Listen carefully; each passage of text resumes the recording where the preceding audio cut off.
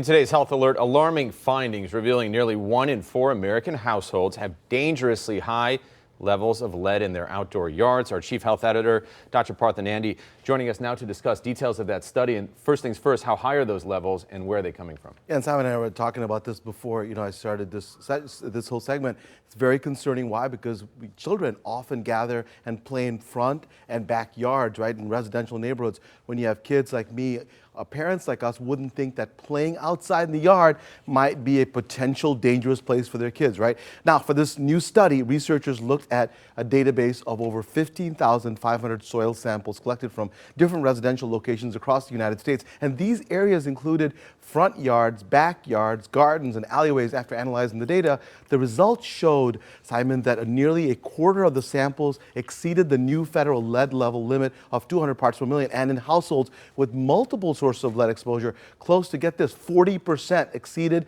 the new level of 100 parts per million.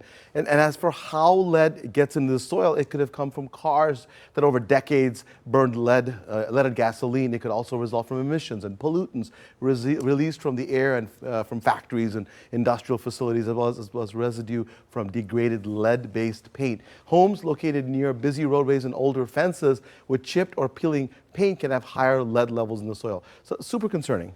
In January, the EPA lowering their screening level.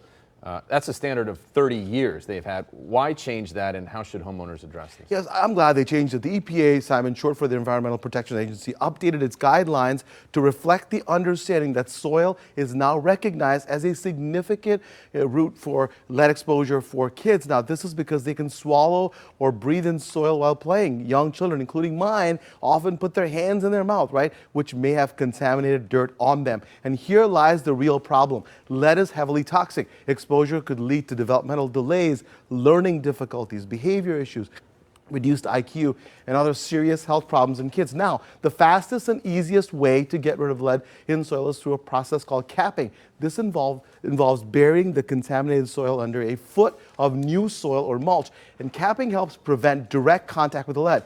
Contaminated soil reducing exposure risk. Now, ongoing monitoring and maintenance are necessary to make sure it continues to prevent exposure. This is important. Now, if you're concerned about lead in your soil, there are several lead-related programs and services available in Michigan that can provide assistance. And visit michigan.gov to find resources near you. And if you missed what we talked about, you can go to WXYZ.com/Dr. Nandi and get all the information, because I talk, a lot of information there, but it's important for your kids.